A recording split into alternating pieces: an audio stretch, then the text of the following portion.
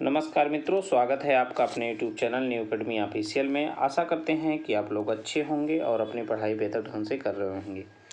पिछली क्लास में हमने अल्कोहल और जो है पेट्रोलियम का अध्ययन किया था और हमने कहा था कि इसमें आज वाले वीडियो में हम लोग जो है आम्ल क्षार लवण और पेट्रोलियम और अपमार्जक पे जो है प्रैक्टिस करेंगे। उसके बाद जो है अगला वीडियो जो है हम लोग पढ़ेंगे, यानी अगला टॉपिक जो है पढ़ेंगे। लेकिन अभी जो है क्या है कि अपना सिलेबस थोड़ा सा बचा हुआ है और अपना टारगेट क्या है कि मार्च के होली के पहले पहले इस पूरे सिलेबस को हिंदी, रीजनिंग, मैथ, साइंस और जो है जीके जीएस को अच्छे से पूरा कवर कर लेना है। उसके बाद जो है होली के जस्ट बाद हम लोगों की प्रैक्टिस चलेगी। तो उसी बात को ध्यान में रखते हुए हम सबसे पहले सिलेबस को कवर करेंगे, फिर जो है प्रैक्टिस सेट लगाएंगे और इन सारे टॉपिकों को जो है कवर किया जाएगा। तो आइए आज की वीडियो की हम लोग शुरुआत करेंगे। आज की वीडियो में हम लोग जो है साबुन अपमार्जक, रबड़, प्लास्टिक, तेल और जो है सीमेंट का अध्ययन करने वाले हैं। ये बहुत छोटे छोटे टॉपिक हैं लेकिन बेहद ही इम्पोर्टेंट टॉपिक है। यहाँ से प्रश्न आपको देखने को परीक्षाओं में मिलते हैं, यही सारे टॉपिक से मिलते हैं। तो आप लोग जो है इन सारे टॉपिकों को अच्छे से नोट्स बनाइए, उसको बार बार रिवाइज करिए, फिर जब प्रैक्टिस करेंगे हम लोग तो मज़ा आएगा। तो वीडियो को शुरू करने से पहले जो फ्रेंड्स आज ये वीडियो पहली बार देख रहे हैं और चैनल पे नए हैं तो वो चैनल को सब्सक्राइब करें, वीडियो को लाइक करें और जो है अपने मित्रों के साथ शेयर करें। बेल आइकन को भी ऑन कर लें, जैसे आने वाली वीडियो के जो है नोटिफिकेशन उनको मिल सके और वह अपने जो है तैयारी को एक बेहतर दिशा दे सके। तो आइए आज की वीडियो की हम लोग शुरुआत करते हैं। तो पहले देख लेते हैं साबुन और अपमार्जक, उसके बाद एक एक करके आगे बढ़ेंगे। तो साबुन जो है उच्च वसा अम्लों के सोडियम लवण होते हैं। क्या होते हैं? उच्च वसा अम्लों के सोडियम लवण होते हैं। वसीय अम्ल कौन होते हैं? स्टेरिक अम्ल होता है, पोलिक अम्ल होता है। ये सारे जो है वसीय अम्ल होते हैं। ये तो हो गया साबुन का परिभाषा। तो साबुन के कुछ गुण भी होते हैं, उस गुण को उसको फॉलो करना चाहिए, तब वो जाके अच्छा साबुन माना जाता है। जैसे अल्कोहल में विलेय नहीं होना चाहिए, कट का मतलब नहीं होना चाहिए। आप लोग इसको अपने भाषा में नोट कर सकते हैं।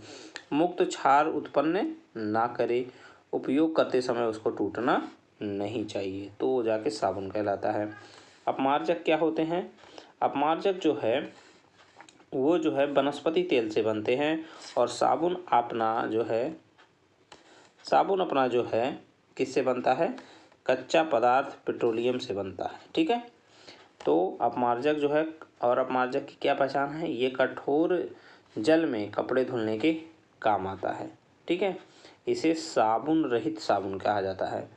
तो ये पूछा जा सकता है कि साबुन रहित साबुन किसे कहते हैं? तो ऑप्शन में साबुन दे सकता है, अपमार्जक दे सकता है और दो विकल्प दे सकता है। इसको आप लोग ध्यान रखेंगे। और एक चीज़ होता है, कैल्शियम मैग्नीशियम आयन के साथ अवक्षेप जो है अपमार्जक में नहीं बनता है, तथा जो है साबुन में कैल्शियम मैग्नीशियम आयन सफ़ेद अवक्षेप बनता है। इसको भी आप लोग ध्यान रखेंगे। तो ठीक है, एक बार इसको रिवाइज कर लेते हैं। साबुन उच्च वसा अम्लों का सोडियम लवण होता है। ये कैल्शियम मैग्नीशियम के साथ सफ़ेद अवक्षेप बनाते हैं। क्या बनाते हैं? सफ़ेद अवक्षेप बनाते हैं। और जो है इनका अगर हम देखें प्रॉपर्टी में, तो अल्कोहल में विलेय नहीं होते हैं, मुक्त क्षार उत्पन्न नहीं करते हैं, उपयोग करते समय से टूटना नहीं चाहिए, और टूटता है तो अच्छा साबुन नहीं माना जाता है। अपमार्जक क्या होता है? अपमार्जक जो है वनस्पति तेल से हमको प्राप्त होते हैं। ठीक है। और जो है इसे साबुन रहित साबुन कहा जाता है। ये कपड़े धुलने के काम आते हैं, किसमें? कठोर जल में भी। ठीक। तो आइए अब ये अपना जो है साबुन और जो है अपमार्जक वाला चैप्टर या टॉपिक समाप्त होता है। चैप्टर तो नहीं करेंगे, टॉपिक ही है, समझ लीजिए। अब आता है तेल व वसा। तेल वसा का क्या है? साधारण ताप पर, साधारण ताप मतलब 25 डिग्री पर जो ग्लिसरॉल ठोस अवस्था में पाए जाते हैं, उन्हें क्या कहते हैं? ठीक है, उन्हें कहते हैं आपका वसा कहते हैं। वसा का जो है गलनांक जो है 20 डिग्री से क्या होता है? ज़्यादा होता है, 20 डिग्री से ज़्यादा होता है। और साधारण ताप पर जो ग्लिसरॉल द्रव अवस्था में पाए जाते हैं उन्हें तेल कहते हैं। तेल का गलनांक जो होता है वो 20 डिग्री से कम होता है। ठीक है, वसा का ज़्यादा होता है और तेल का कम होता है। अब कुछ इसमें इम्पॉर्टेंट फैक्ट हैं, इसको ध्यान में रखेंगे कि खाद्य पदार्थ जो हम लोग खाते हैं उसका गलनांक मानव शरीर के ताप 37 डिग्री से हमेशा कम होना चाहिए, नहीं तो पचने में दिक्कत होती है। ठीक, उच्च वसीय अम्लों व असंतृप्त अम्लों के गिल्सराल के साथ क्या बनता है, एस्टर का निर्माण होता है। उच्च वसीय अम्ल रहेगा, ठीक है, उच्च वसीय अम्ल व असंतृप्त अम्ल के मिलने से गिल्सराल के साथ तो एस्टर का निर्माण होता है। तो इस प्रकार आप जान लीजिए। मेन चीज़, तेल व वसा में साधारण ताप पर जो ठोस अवस्था में पाए जाते हैं उसे वसा कहते हैं। ठीक है, और जो द्रव अवस्था में पाए जाते हैं उन्हें तेल कहते हैं। इसको ध्यान रखेंगे। अब आता है प्लास्टिक। प्लास्टिक से भी प्रश्न आपको देखने को मिलता है कि थर्मोप्लास्ट क्या होता है, थर्मोप्लास्टिक थर्मोसेटिंग क्या होता है, ये सारी चीज़ हम लोग इसमें देखेंगे। असंतृप्त हाइड्रोकार्बन जो है एथिलीन प्रोपेलीन के बहुलीकरण से प्लास्टिक का क्या होता है, निर्माण होता है। असंतृप्त हाइड्रोकार्बन के बहुलीकरण से प्लास्टिक का निर्माण होता है। प्लास्टिक दो प्रकार के होते हैं, एक नेचुरल प्लास्टिक, एक जो है कृत्रिम प्लास्टिक।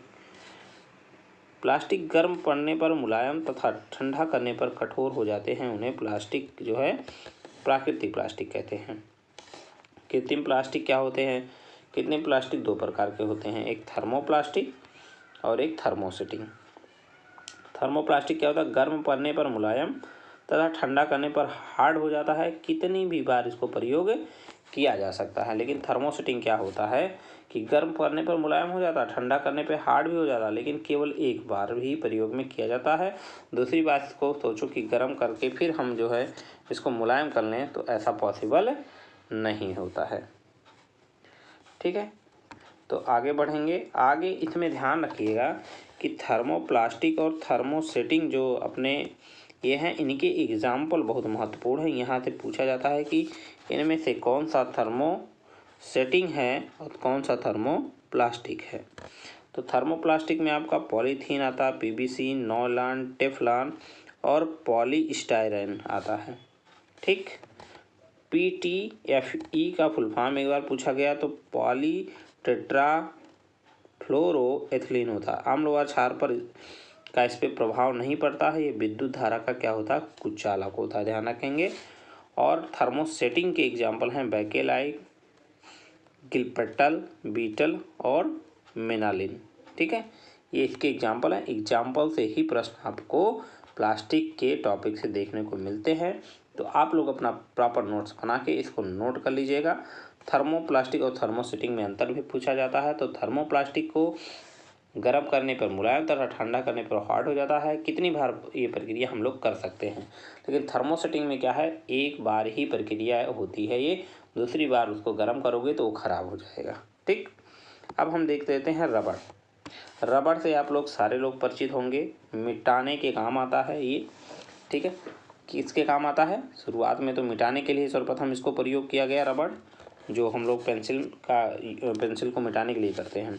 तो रबड़ जो है भूमध्य रेखा के सदाबहार वनों में एक पेड़ पाया जाता है, उसके दूध से यह बनता है। ठीक है, दूध वृक्ष के दूध में लेक्टस से रबड़ बनता है। सर्वप्रथम रबड़ का प्रयोग पेंसिल को मिटाने में ही किया जाता है, जैसे बचपन में छोटे बच्चे इसका उपयोग करते हैं। ठीक, इसमें प्रत्यास्थता का गुण पाया जाता है। ये तो हो गई बेसिक चीज़ें। अब हम लोग देखेंगे रबड़ के प्रकार। रबड़ भी दो प्रकार के होते हैं, एक प्राकृतिक रबड़ और दूसरा संश्लेषित या कृत्रिम रबड़। प्राकृतिक रबड़ वो होता है जो पौधे के दूध से पाए जाते हैं। प्राकृतिक रबड़ विशेष प्रकार के जात के पौधों के दूध से बनता है, लैक्टस से बनता है। या आइसोप्रीन का एक बहुलक होता है। क्या होता है, आइसोप्रीन का बहुलक C5H8 इसका फार्मूला होता है और इसका जो है अणुभार 68 होता है। पूछा जा सकता है, वैसे 68 याद करने की ज़रूरत नहीं है। तो फिर भाई संश्लेषित रबड़ क्या होता है, तो संश्लेषित रबड़ जो होता है, संश्लेषित रबड़ का कोई बहुलक नहीं होता है। आइसोप्रीन होता है कृत्रिम रबड़ को सोडियम के साथ 60 से 70 डिग्री पे गर्म करने पर ये बनते हैं। ठीक, अगर ये पूछे संश्लेषित रबड़ की खोज की थी किसने की, तो मैथ्यूज व हैरिस, ये भी ध्यान रखिएगा। इसके एग्जाम्पल केमिस्ट्री में थोड़ा इम्पोर्टेंट हो जाता है, तो एग्जाम्पल को ध्यान रखेंगे। तो ये कृत्रिम रबड़ या संश्लेषित रबड़ की एग्जाम्पल कौन कौन है? बूना यस रबड़, कौन? बूना यस रबड़, और जो है एक मिनट, बूना यस रबड़, बूना यन रबड़, पॉलीस्टाइरीन, स्टाइरीन, डिओप्रिन, नियोप्रिन और थायोकॉल। तो ये इसके एग्जाम्पल हो जाते हैं। आप लोग इसको ध्यान रखेंगे। 2 प्रकार के रबड़ होते हैं, प्राकृतिक, कृत्रिम। कृत्रिम रबड़ को प्राकृतिक रबड़ में जो है सोडियम के साथ साथ 70 डिग्री पर गर्म करने पे प्राप्त करते हैं। अब एक छोटा सा एक टॉपिक और है आपका, क्या है ये है आपका सीमेंट। क्या है? सीमेंट। सीमेंट का तो जानते हैं आप लोग, सीमेंट से परिचित भी हैं, तो वही पढ़ना है हमको। हम जो चीज़ें जानते हैं, छोटी छोटी चीज़ें ही ये 1 डे एग्ज़ाम में ही पूछी जाती हैं, तो आप लोग जो है इसको ध्यान रखेंगे। सीमेंट, तो सीमेंट में जो है कौन कौन से पदार्थ यूज किए जाते हैं इसको देख लेंगे सीमेंट को बनाने के लिए। तो आप देखिए इसमें ये पदार्थ यूज होते हैं, कौन कौन है? चूना है आपका, चूना यूज किया जाता है, सिलिका यूज किया जाता है, एल्यूमिना यूज किया जाता है, आयरन यूज किया जाता है। तो चूने का फार्मूला भी याद रखेंगे, CaO, ठीक है। सिलिका का SiO2, एल्यूमिना का Al2O3 और आयरन का F2O3 होता है। आयरन नहीं, आयरन डाइऑक्साइड है, लेकिन आयरन एक पदार्थ के रूप में यूज होता है यहाँ पे। इसकी मात्रा कितनी होती है? तो चूना आपका सर्वाधिक जो है 60 से 70, सिलिका 20 से 25, एल्यूमिना 5 से 10 और आयरन जो है 2 से 3% पाया जाता है, तब जाके सीमेंट इन सारे मिक्सचरों से बनता है। सीमेंट का इतिहास थोड़ा सा जान लेते हैं। सीमेंट का सर्वप्रथम उपयोग जो है 1824 में इंग्लैंड में जोसेफ आइस्टपीटर ने किया था। इसे पोर्टलैंड सीमेंट भी कहा जाता है, ठीक है। अब कुछ चीज़ है, ये पूछा जाता है मोर्टार क्या होता है, कंक्रीट क्या होता है, रेनफोर्स कंक्रीट क्या होता है, सारा चीज़ जान लीजिए। मोर्टार क्या होता है कि सीमेंट, बालू और पानी को मिला दिया जाए। सीमेंट ले लो, बालू ले लो और पानी मिला लो, तो मोर्टार या गारा बनता है। और उसी में अगर हम गिट्टी मिला दें, जिसको हम गिट्टी कहते हैं, लेकिन गिट्टी नहीं, उसको कंकड़ या जो है वो जो गिट्टी आती है वही कंकड़ मिला दें तो कंक्रीट बन जाता है। सीमेंट, बालू, जल और कंकड़। अगर यहीं पे प्लस में एक चीज़ और, क्या? जो सरिया होता है, जिसको सरिया बोलते हैं, अगर यहाँ पे सरिया भी यूज कर ले तो वो रेनफोर्स कंक्रीट हो जाता है। क्या हो जाता है? रेनफोर्स कंक्रीट हो जाता है। तो ठीक है, इसको ध्यान रखेंगे, गारा, कंक्रीट और रेनफोर्स कंक्रीट। यहाँ पे आप लोग नोट कर लीजिएगा, यहाँ पे लिखा नहीं गया है कि रेनफोर्स कंक्रीट क्या होता है, तो उसको आप लोग ध्यान रखिएगा। क्या आ जाएगा उसे? में सरिया या आयरन रॉड कह सकते हैं आप लोग, ठीक है।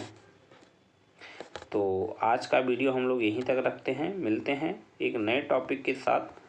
तब तक आप लोग जो है नोट्स ज़रूर बनाइएगा। ऐसे आराम से वीडियो को पॉज करके लिख लीजिएगा, लेकिन नोट्स ज़रूर बनाइएगा, ठीक है। नोट्स ना देने का बस एक ही उद्देश्य है कि आप लोग अपना खुद का नोट्स बनाएं, अच्छे से लिखें उसको, क्योंकि जब लिखते हैं आप तो आधे से ज़्यादा चीज़ आपका जो है उसी समय तैयार हो जाता है, क्योंकि लिखते समय आपका पूरा ध्यान केंद्रित होता है। इन्हीं सारे उद्देश्यों के साथ हम लोग जो है काम कर रहे हैं कि आपका जो है किस प्रकार से अच्छे से तैयारी हो सके। और हम लोग जो है सिलेबस को जो है फरवरी लास्ट तक या बहुत ज़्यादा अगर हुआ तो 7 मार्च तक होली के पहले अपना कंप्लीट करके फिर उसके जस्ट बाद टॉपिक वाइज पहले हम लोग प्रैक्टिस करेंगे। फिर जो है पूरा एक पेपर की तरह जो है 100 क्वेश्चन का जो है प्रैक्टिस करेंगे। तो आप लोग बने रहिए न्यू एकेडमी के साथ। और जो है हमारा एक लक्ष्य है जो आपको एक सीट दिलाने का, उसमें हम और आप दोनों मिलकर ज़रूर जो है सफल होंगे और आपको जो है एक सीट दिला के आपके घर में, आपके परिवार में एक खुशी लाने का जो है प्रयास है हमारा, वो ज़रूर सफल होगा। तो इन्हीं सब शुभकामनाओं के साथ आज का वीडियो हम लोग यहीं तक रखते हैं। मिलते हैं एक नए टॉपिक के साथ, तब तक के लिए जय हिंद, जय भारत, वंदे मातरम।